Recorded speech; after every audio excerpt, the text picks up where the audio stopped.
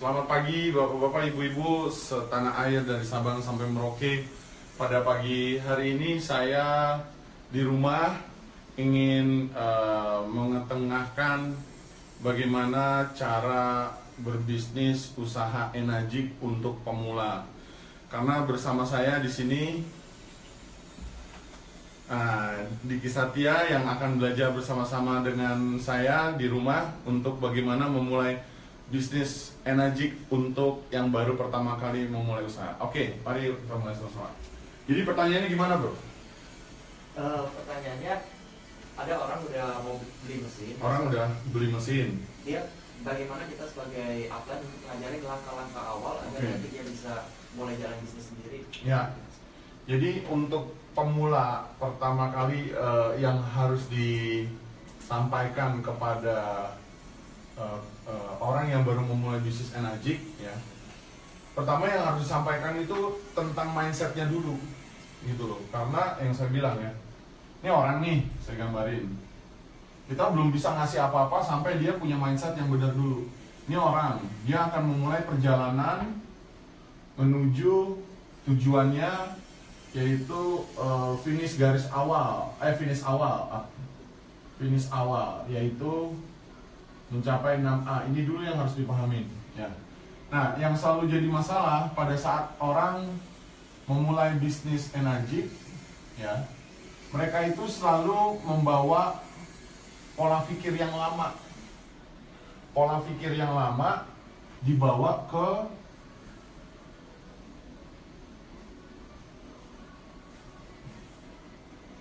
ke bisnis Enagic pada saat dia memulai bisnis ini. Nah, akhirnya yang terjadi adalah dia akan mengalami banyak kendala, dia akan mengalami banyak hal pada saat cara berpikir pola yang lama dibawa ke bisnis ini, kayak gitu. Nah, karena orang yang memulai bisnis ini yang paling banyak dilakukan ya, bukan kesalahan ya, yang paling tidak tepat adalah pada saat dia berpikir menurut dia cara yang paling efektif, cara yang paling benar, kemudian dia gunakan untuk mengerjakan bisnis ini. Nah, ini yang menjadi kendala pada saat orang memulai bisnis Enagic. Makanya buat para pemula yang perlu diketahui adalah mereka harus berubah mindsetnya. Begitu mereka masuk ke bisnis Enagic, pola pikir yang lama ini harus dibuang, diganti dengan pola pikir yang baru. Apa yang dimaksud pola pikir yang baru? Bahwa kita itu adalah multi-billion dollar businessman and woman. Jadi kita harus bersikap seperti itu, berbicara seperti itu, punya attitude seperti itu, berpikir juga seperti seorang multi-billion dollar businessman gitu loh. Karena kalau kita masih menggunakan pola pikir yang lama, pola pikir yang baru nggak dibawa ke bisnis ini, nanti akan repot menjalani bisnis ini. Contohnya pola pikir yang baru adalah berpikir positif, bersikap optimis, mempunyai antusias, semangat.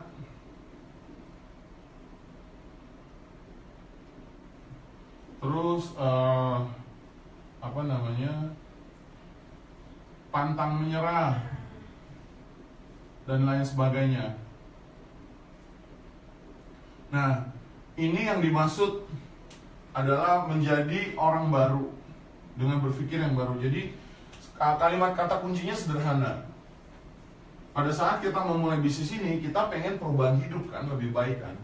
Dan kalimatnya itu adalah hidup kita tidak akan pernah positif dengan pikiran negatif.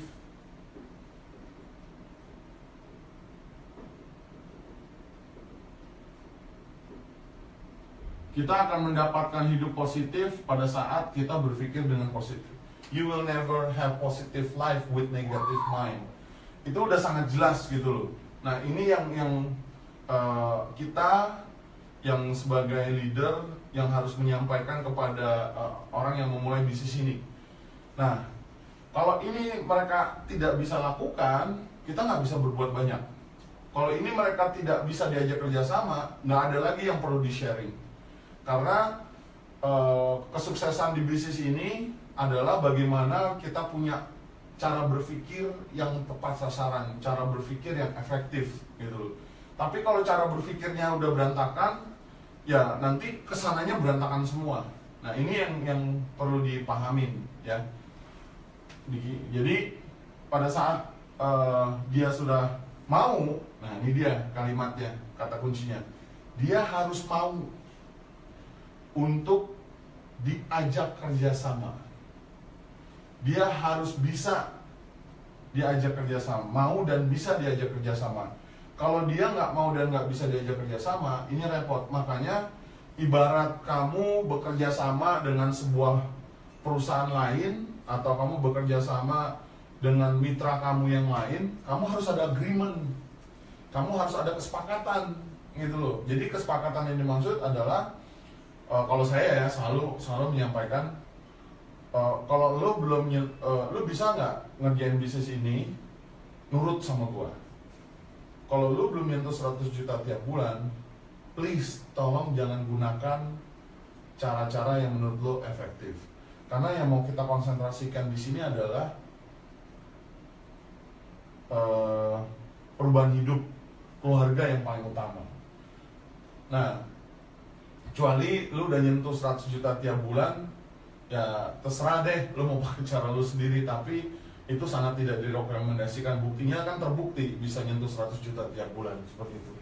Nah ini yang paling basic Dik ya. Jadi Diki harus paham untuk memulai bisnis ini diperlukan cara berpikir yang baru. Diperlukan sebagai orang yang kita baru lahir lagi, seperti kertas putih, seperti anak bayi baru lahir. Nah, yang tidak boleh dilakukan ya, kebanyakan orang memulai bisnis ini adalah mereka mempraktekkan cara-cara atau apapun yang mereka pernah pelajari yang menurut mereka adalah cara yang paling efektif dan benar. Nah ini yang repot, karena pada saat mereka menggunakan cara mereka, menurut mereka adalah yang paling benar, akhirnya mereka terjebak di dalam situasi kondisi yang akhirnya mereka sulit untuk bisa bergerak maju. Seperti apa? Menggunakan asumsi, menggunakan logika, menggunakan cara-cara yang menurut mereka adalah cara yang paling benar dan efektif. Padahal bisnis ini sudah dibuat sebegitu sederhana. Ya, ini yang harus disampaikan yang berikutnya kepada orang yang memulai bisnis ini. Bisnis ini sudah seperti template, dia sudah ada polanya, dia sudah ada template-nya. Kemudian bisnis ini mengikuti cara kita berpikir.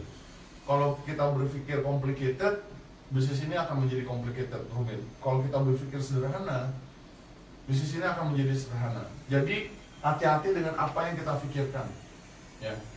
Karena bisnis ini mengikuti cara kita berpikir. Oleh karena itu,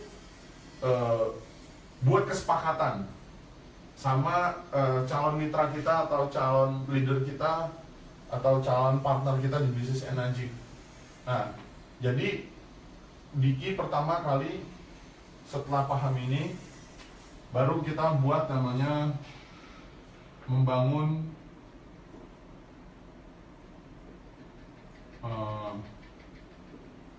bisnis energi, step-stepnya ya,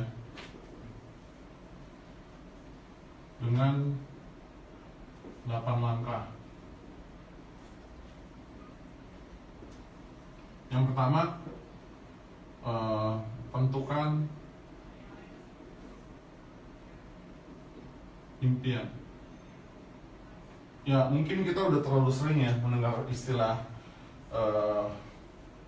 apa sih cita-cita kamu pengen apa sih sebenarnya dalam hidup dan lain sebagainya. Cuma ini yang paling krusial gitu loh, dan ini adalah hal yang paling sensitif yang orang bahas. Kenapa ini saya bilang paling sensitif? Karena kita sudah melupakan ini selama bertahun-tahun. Sesuatu yang mungkin kebanyakan orang sulit untuk didapat sampai akhirnya mereka malu untuk membicarakan. Jadi kalau misalnya Diki mau bikin survei, tanya ketemu setiap orang, Pak, Bapak cita-citanya apa sih Pak? Bu, Ibu cita-citanya apa sih Bu? pasti lu diliatin dengan mata yang aneh. Hah? Maksud kamu? Gitu loh. Sesuatu yang sudah kita lupakan, padahal waktu zaman kecil, kalau kita ditanya cita-cita, pasti anak kecil itu ngejawab dengan antusias, dengan gamblang dan lain sebagainya. Kenapa? Karena mereka belum terkontaminasi pikirannya untuk hal-hal, untuk pencapaian sesuatu yang tidak mungkin.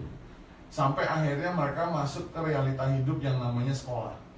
Ya, mereka belajar tentang benar dan salah, mereka belajar tentang bagaimana kena hukuman dan lain sebagainya, yang akhirnya menyebabkan rasa takut timbul dalam diri orang tersebut sampai dia dewasa, sampai akhirnya dia menutup, mengubur dalam-dalam impiannya.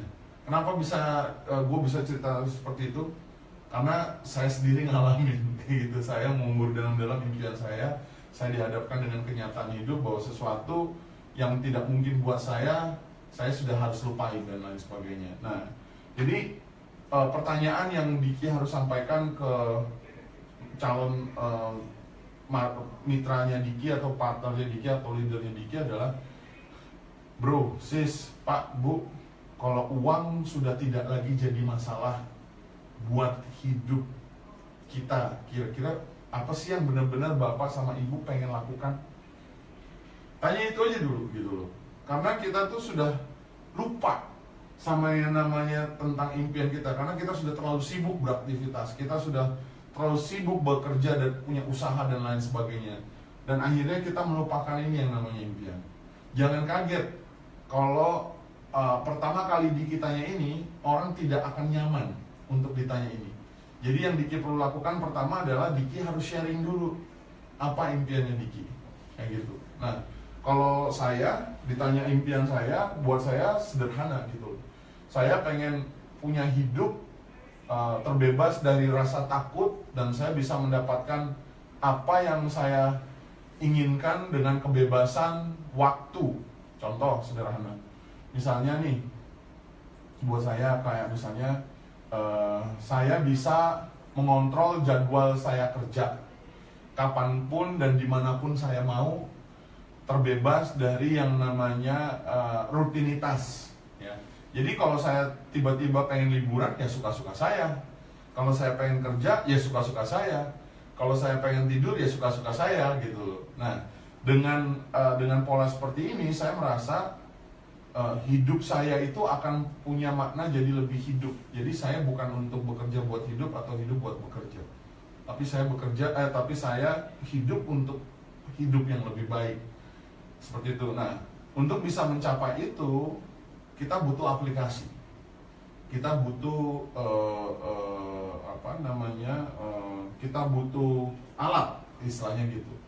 Jujur, saya secara pribadi bukan orang yang secara akademis hebat. Saya bukan orang yang secara dilahirkan punya kemampuan dalam usaha, berniaga dan lain sebagainya.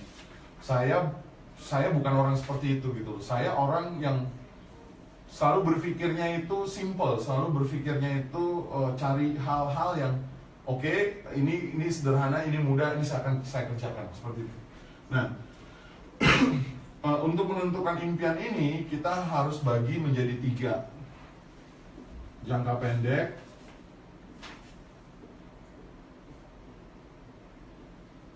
jangka menengah,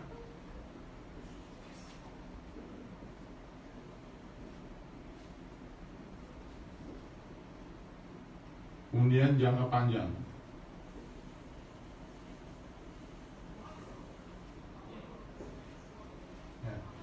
Nah, impian itu tidak selalu kaitannya dengan uang, gitu loh. Jadi sesuatu yang benar-benar Diki pengen banget, misalnya nih, aduh saya pengen banget nih, misalnya Diki kan suka fotografer, saya pengen banget punya kamera Sony yang terbaru misalnya gitu kan. Nah, itu bisa dimasukkan dalam jangka pendek. Ya. Jadi sesuatu yang Diki pengen banget tapi udah lama nggak punya, dan pada saat ketemu bisnis energi, Diki pengen wujudkan, kayak gitu, ya. Atau pengen ya sebulan closing 2 unit, itu juga bisa menjadi impian atau visi atau goals untuk Diki dapat dalam bisnis ini, ya. Nah, kemudian jangka menengah kita bicara sifatnya 6 bulan. 6 bulan atau sampai 1 tahun ke depan. Nah, kalau saya dulu jangka menengah saya, impian saya adalah saya mencapai 6A.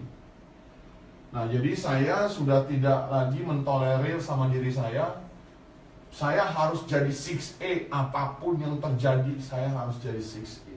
Kenapa? Karena saya ngerasa semua masalah finansial saya pada saat itu akan terselesaikan pada saat saya jadi 6A.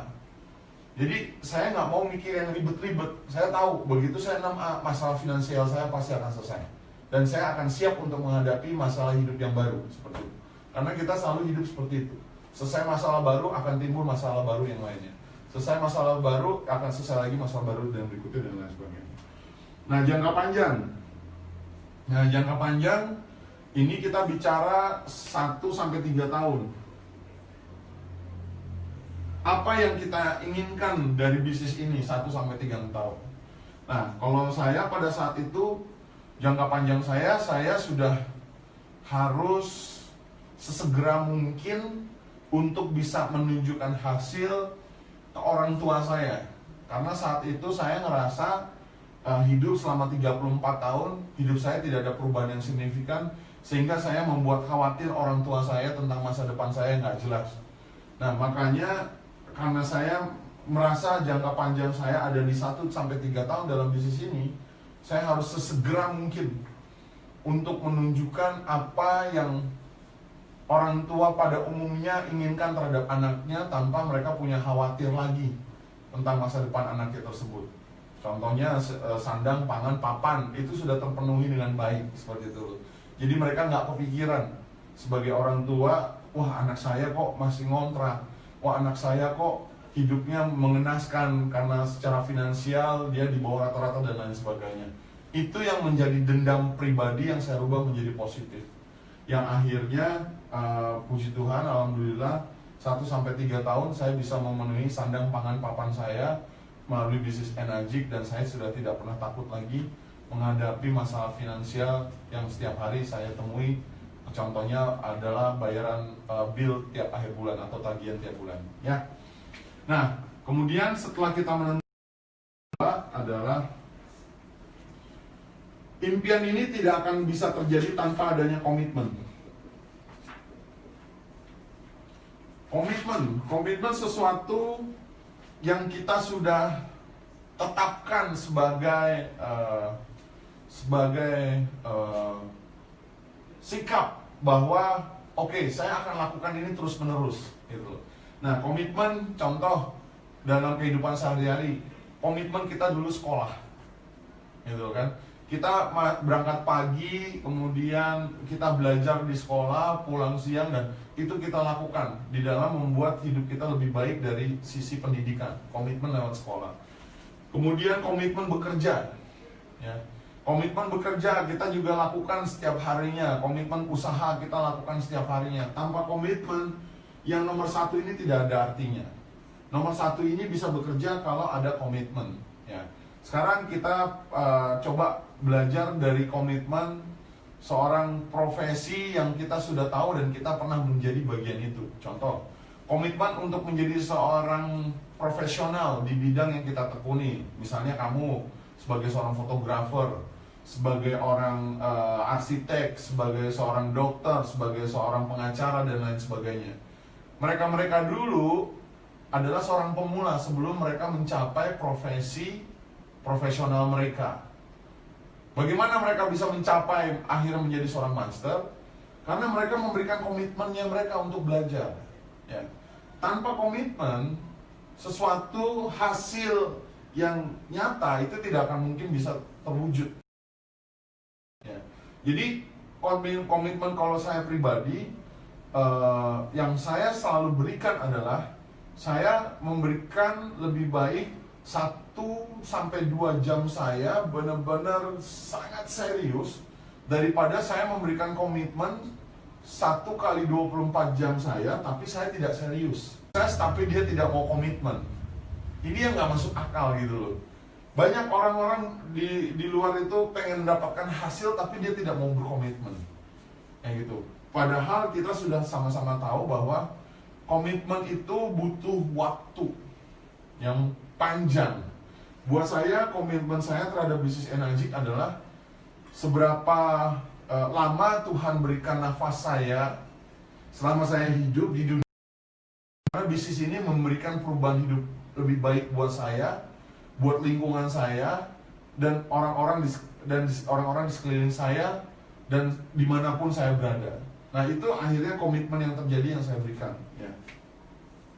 Kemudian yang ketiga, setelah kita memberikan komitmen, ya, seperti yang tadi saya bilang, komitmen ini harus disikapi secara serius. Ya, komitmen yang serius itu adalah kita sudah mulai melakukan pekerjaannya di bisnis ini, yaitu membuat daftar nama.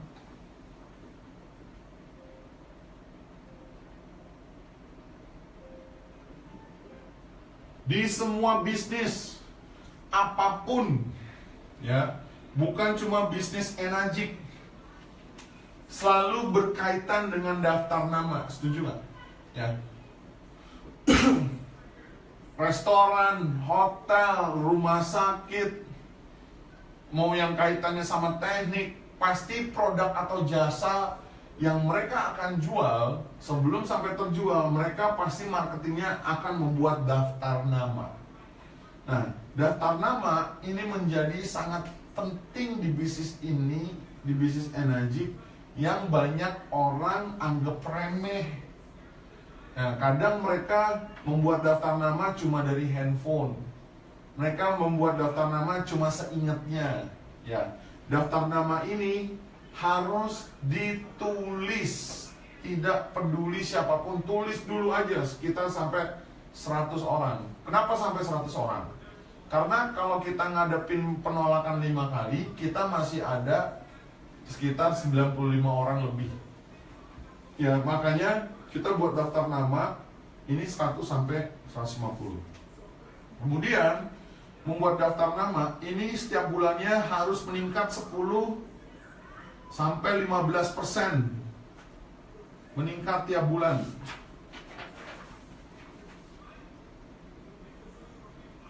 Jadi bagi siapapun yang tidak mau bergaul, yang tidak mau bersosialisasi, yang diem aja, yang pemalu, yang tidak mau ramah tamah, sepertinya tidak cocok dengan bisnis Enagic. Seperti itu. Jadi orang-orang yang cocok untuk bisnis Enagic adalah orang-orang yang mau perubahan hidup, tapi harus dimulai perubahan terhadap dirinya.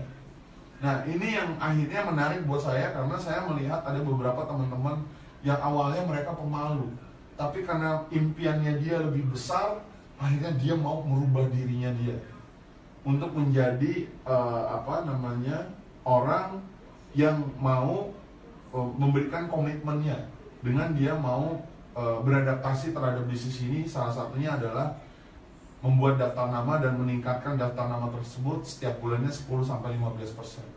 Nah, bagaimana cara meningkatkan daftar nama 10-15%? Ya, kita harus banyak bergaul, ketemu orang baru, kita kenalan, siapkan kartu nama untuk tukeran cerita bisnis dan lain sebagainya, seperti itu loh. Nah, ini yang membuat bisnis kita akan terus berkembang. Tapi kalau kita tidak mau menambah persentasi daftar nama kita, ya sulit rasanya kita untuk bisa berkembang di bisnis ini gitu. Nah, jadi kuncinya adalah kita harus mau bersosialisasi. Ya, kita harus friendly. Kita harus ramah kepada siapapun untuk membesarkan daftar nama kita, ya. Kemudian setelah membuat daftar nama, ya, ini dibagi daftar namanya menjadi prospek, hot prospect. Yang kedua, warm prospect.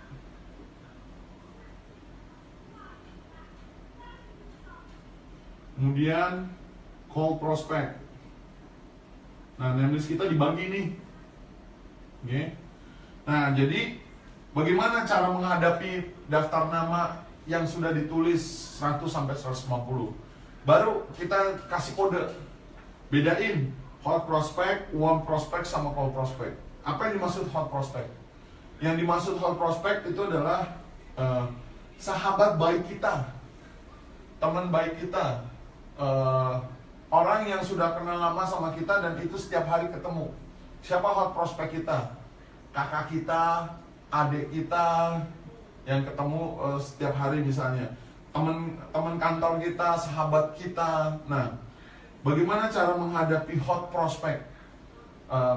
Kesalahan terbesar yang dilakukan oleh energy distributor pada saat ketemu hot prospect adalah mereka memperlakukan hot prospect mereka seperti seorang profesional. Ya. Jadi kalau orang kita lagi ngadepin hot prospect, teman kita sendiri, langsung telepon, ya, langsung nanya, bro, sis, lagi sibuk gak? Oh, enggak, kenapa sih? Men, kita harus ketemu, men. Kalau nggak ketemu, gue akan menjadi orang yang ngerasa berdosa seumur hidup gue. Wah, apaan tuh? Yaudah, nanti gue akan ceritain sama lo. That's it. Itu cara mengundangnya. Ya. Jadi lo harus bercerita singkat, jelas, padat, paling lama 2 menit, paling cepat 1 menit. Begitu sudah nelpon 1-2 menit, teleponnya harus ditutup. Ya. Tidak boleh prospek komunikasi via WhatsApp. Ya. Itu yang harus dilakukan kepada hot prospect. Ya. Jadi hot prospect itu pada saat kita undang ke rumah, ya, harus dibuat yang namanya rasa penasaran, ya, tapi tidak berbohong. Bisa dipahami ya? Oke. Yang kedua, bicara warm prospect. Warm prospect ini orang yang kita sama-sama kenal, suka ketemu tapi frekuensinya nggak sering. Ya, misalnya nih, tukang cukur kita, kalau kita punya langganan kan kita pasti ingat, dia ingat sama kita bisa ingat sama dia. Kemudian orang di bengkel, ya, yang suka ketemu terus. Orang yang punya kualitas pertemanan yang tidak dekat tapi juga tidak jauh juga, jadi di tengah-tengah, makanya dinamakan warm prospect. Nah, bagaimana cara mengundang warm prospect? Ya, misalnya nih kita punya langganan tempat makan gitu loh, yang kita tanyakan sama dia, Pak, Bu, atau Bro, Sis, pernah nggak kepikiran untuk gedein usahanya? Kayak gitu. Wah, pernah lah. Biasanya orang kalau ditanya seperti ini, masalah yang paling besar yang sering timbul adalah kendalanya adalah modal. Ya. Nah, kasih kata kuncinya untuk warm prospect, untuk mengundang. Ini ada kata kuncinya. Ya. Saya nggak janji apa-apa. Bapak atau Ibu lihat dulu aja. Ya, proyek untuk membantu Bapak atau Ibu membesarkan usaha Bapak atau Ibu. Kalau suka Bapak Ibu ambil, kalau nggak suka jangan diambil. Saya nggak janji apa-apa. Siapa tahu ini bagus untuk membuat usaha Ibu menjadi lebih baik. Ya. Jangan dengan warm prospect, Bu, Pak, saya ada bisnis. Oh ya, bisnis apa? Air kanan. Bubar. Ya. Jadi kita menyesuaikan pada saat prospek dengan siapa dan bidang apa yang dia lagi tekuni. Kalau dihajar langsung produk, kita bicara langsung produk, secara psikologis orang itu akan menerimanya, oh lu lagi jualan barang sama gua, udah selesai. Jadi kita nggak punya yang namanya postur, yang akhirnya orang melihat kita belum bicara sampai 5 menit tanpa kita sadar jidat kita ditempel salesman, jedik, sama si prospek. Oke. Yang berikutnya call prospect. Ya. Call prospect yang tadi yang saya akan jelaskan adalah orang yang benar-benar baru ketemu pertama kali. Ketemu di rumah sakit, ketemu di airport, ketemu di supermarket atau dimanapun yang kita baru pertama kali. Nah, call prospect ini kita baru harus punya attitude seperti multi-billion dollar businessman. Misalnya dalam obrolan, kita sudah tahu dia bisnisnya misalnya kontraktor. Kemudian dia nanya sama kita, kalau Pak Diki usahanya apa ya? Kalau saya boleh tahu. Oh, saya ini punya bisnis bekerja sama dengan perusahaan Jepang, Pak. Kantor saya ada di 29 negara. Saya punya kantor di Jerman, saya punya kantor di India, saya punya kantor di Amerika. Untuk di Indonesia kantornya di Jakarta dan Surabaya. Itu cara ngejawabnya. Jadi kita sebutkan fasilitas kantor yang dimiliki oleh Enagic. Memang itu fasilitas kantor usaha kita kan gitu. Jadi nggak perlu takut, kita tidak, konteksnya tidak berbohong pada saat menyampaikan itu. Kira-kira apa yang akan terjadi dengan call prospect pada saat dia tahu kita punya usaha di 29 negara? Pasti mereka akan, wih gila ini keren banget nih. Nah, begitu mereka sudah mulai ingin mencari tahu lebih dalam, langsung kita buat second meeting, buat janji dengan kata kunci yang sama. Ya mana tahu Pak, kita bisa bekerja sama. Saya sih nggak janjiin apa-apa. Ini kartu nama saya Pak. Nanti cari tempat yang convenience. Jangan cari tempat untuk ketemuan yang berisik, yang ada lagu bandnya. Nah, kebanyakan yang saya selalu suka perhatikan, janjian ketemuan tapi tidak kondusif tempatnya, berisik. Janjian ketemuan bicara proyek miliaran tapi di 7-Eleven. Itu udah nggak masuk akal seperti itu. Cari tempat yang cozy, yang santai. Food court juga nggak apa-apa, yang penting nggak berisik seperti itu. Kayak di Urban Kitchen, nah Urban Kitchen bagus tuh untuk kita janjian ketemu sama orang, gitu. Ya. Kemudian yang keempat adalah mengundang. Yang tadi saya jelasin semua. Mengundang prospek. Tadi udah saya jelasin ya. Kuncinya membuat atau membangun rasa penasaran.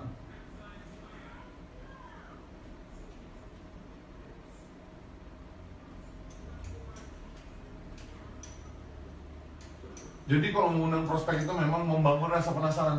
Loh, kenapa nggak diceritain sekarang, dikasih tahu? Nah ini dia. Orang di luar sana kita tidak tahu dia mendengar Kangen Water sejauh apa. Seperti itu. Banyak paradigma yang terbentuk, banyak persepsi yang terbentuk yang akhirnya tidak sesuai. Jadi begitu kesebut nama Kangen Waternya, orang itu langsung, oh yang air kesehatan itu ya, wah langsung dia membangun image itu sendiri. Makanya oleh karena itu pada saat mengundang prospek tidak disarankan untuk menyebutkan nama produk. Ya. Nah ini cara mengundang. Kemudian yang kelima adalah show the plan. Show the plan atau presentasi.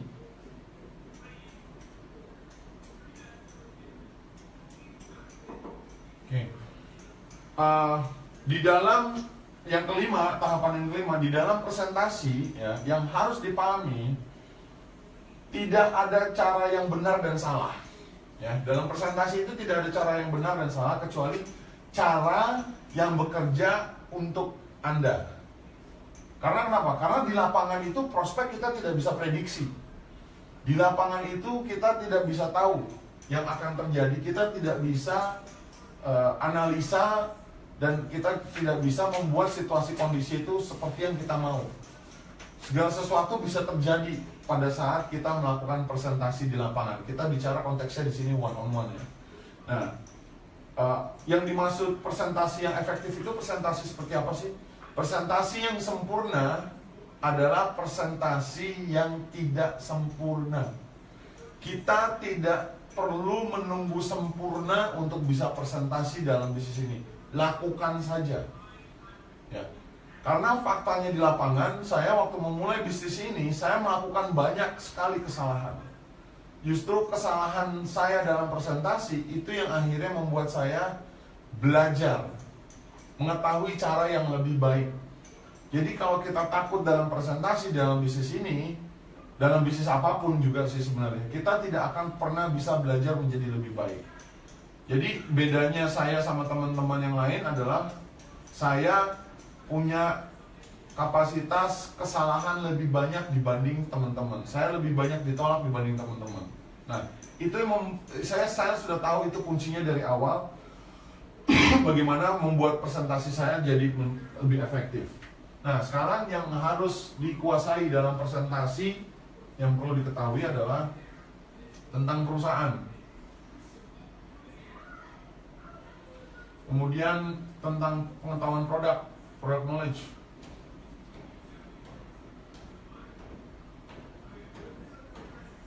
Kemudian tentang 8-point system. Kemudian tentang alasan yang kuat kenapa kerjakan bisnis ini.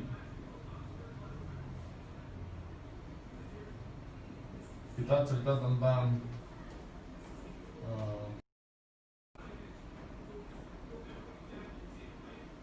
S26 SKS.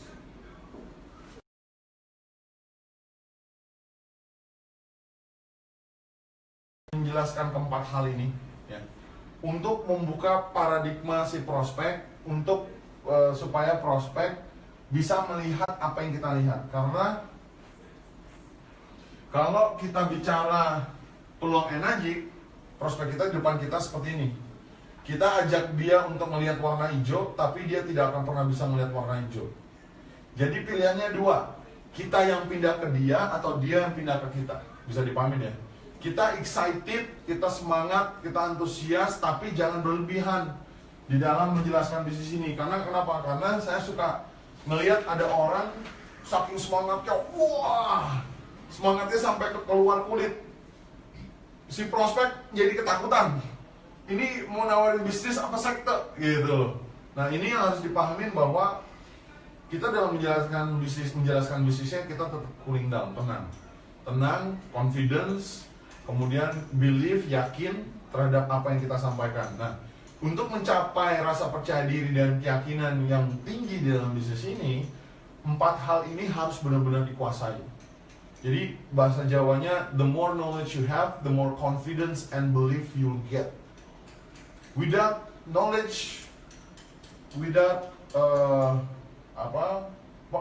information, you never reach your confidence and belief. Ya. Jadi ini yang harus dikuasai. Kalau saya perusahaan, apa yang diceritakan perusahaannya? Ya, perusahaan 43 tahun punya kantor. Yang jelaskan itu terus saya kembangkan. Product knowledge.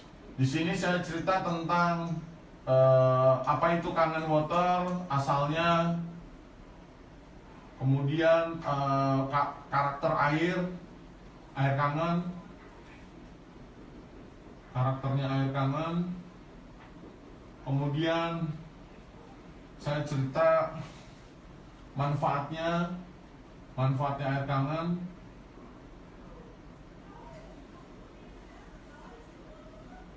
Kemudian saya cerita soal testimoni dengan menunjukkan hasil lab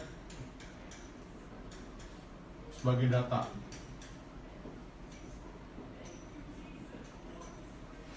Ya.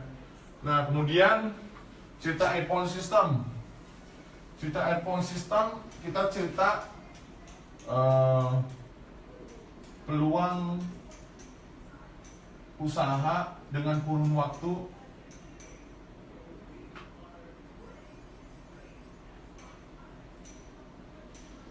1-3 tahun, ya. Nah, terus yang terakhir kita ceritain kenapa sih saya kerjakan bisnis ini. Nah, ini kita ceritain step-stepnya di program S26 SKS. Salah satunya misalnya life expectancy. Kemudian cerita solusi hidup, di dalamnya kerja pandai,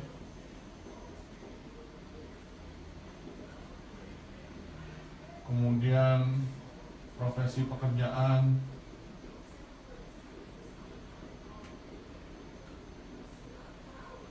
kemudian yang terakhir penutup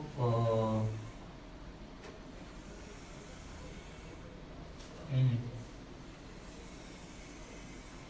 sisa hidup kita. Nah, terus setelah jelaskan ini, yang keenam, follow up. Orang harus di follow up, ya. Kalau nggak di follow up, kadang dia lupa. Nah, follow up itu waktunya itu sebenarnya seperti besi panas, itu 1 kali 24 jam sebenarnya follow up. Kalau saya biasanya follow up itu 1 kali 24 jam. Saya langsung tembak. Gimana cara follow up yang baik? Follow up yang baik itu adalah menanyakan langsung, tidak berasumsi. Pak, Bu, saya mau follow up pertemuan kita yang kemarin. Kalau saya boleh tahu, Bapak atau Ibu tertarik gak dengan apa yang saya jelaskan? Misalnya, saya belum dulu deh, saya belum tertarik. Oh yaudah, nggak apa-apa Pak, Bu. Kalau saya boleh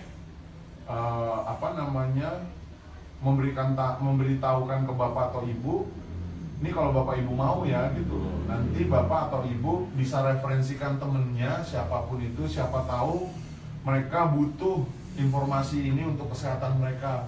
Kasihan mereka di luar sana mencari berobat ke sana kemari, tidak sembuh-sembuh. Siapa tahu dengan mengkonsumsi air kangen bisa lebih baik. Itu yang pertama. Terus yang kedua, Pak, Bu, siapa tahu ada teman Bapak atau Ibu yang sedang lagi mencari usaha dengan modal minim tapi hasil yang maksimal.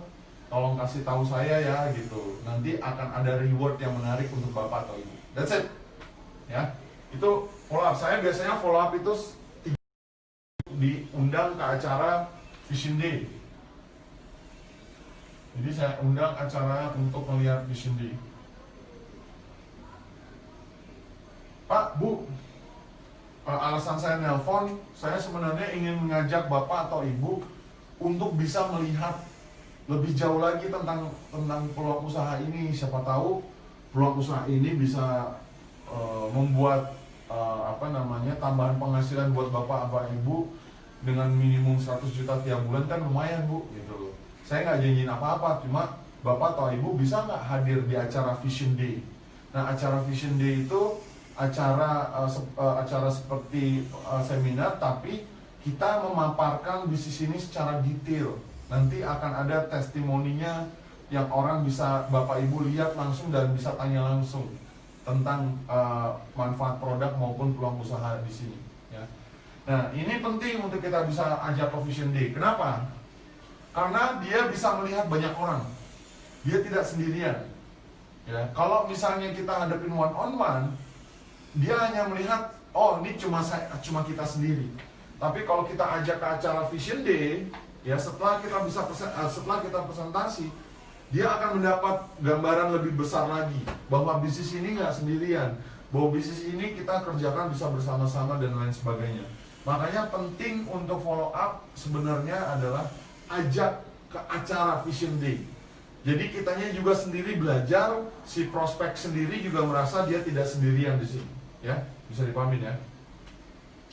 Kemudian nomor 7 ya, konsultasi. Ini hal yang dianggap sampai sekarang dianggap remeh, karena ngerasa konsultasi itu nggak penting, ngerasa udah bisa. Jadi Diki kan sekarang 5A, ya saya di sini cuma mau ngingetin aja, ya kelebihan bisnis ini menjadi kekurangan bisnis ini aja.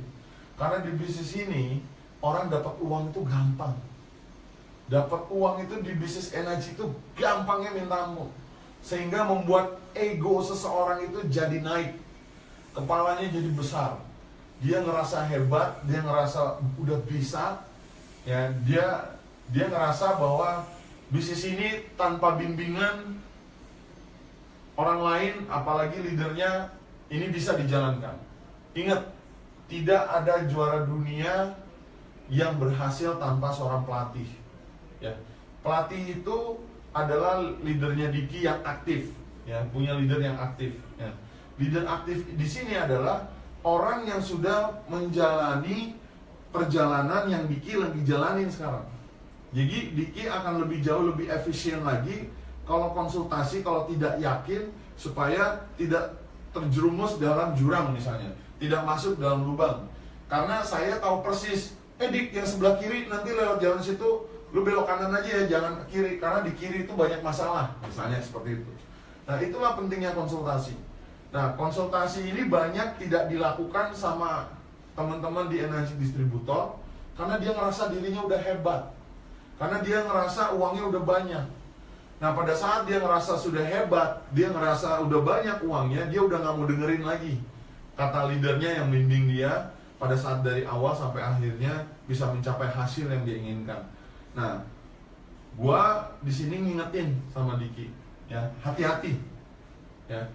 Penghancur bisnis ini adalah ego.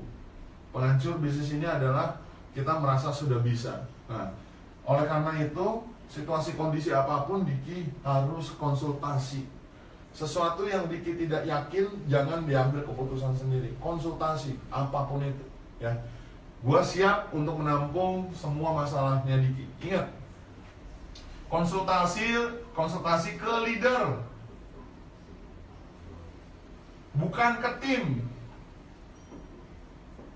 Kalau ke tim jadinya curhat. Ya, konsultasi ke leader, bukan ke tim. Kalau ke tim jadinya curhat, nanti jadinya gosip seperti itu. Oke? Yang ke-8, yang akhirnya adalah duplikasi. Oke? Jadi Diki harus bisa menguasai cerita dari pertama yang saya tadi ceritain sampai ke-7. Ingat duplikasi apa? Masih ingat gak? Mau belajar, mau diajar. Yes, mau belajar, mau diajar. Kemudian yang terakhir, mau mengajar. Ini baru bisa jalan ini. Duplikasi ini baru jalan kalau Diki lakukan ini. Mau belajar, mau diajar, mau ngajar. Nanti ada momennya Diki mau nggak mau, suka nggak suka harus berdiri seperti ini, harus cerita dari A sampai Z tentang pengalaman apa yang sudah Diki lakukan. Nah, duplikasi itu mau belajar, mau diajar, dan mau mengajar. Jadi artinya apa yang Diki sudah dengar pada hari ini semuanya, ya, Diki harus transfer lagi ilmunya. Oke? Dari sini ada yang mau ditanya sebelum kita masuk ke topik nomor 5 yang lebih penting. Itu yang alas S2 sampai sekarang. Iya. Iya, nanti ini saya jelasin. Dari ini dulu ada yang mau ditanya nggak? Enggak sih. Nggak ada ya? Ini saya hapus ya? Iya. Atau mau difoto?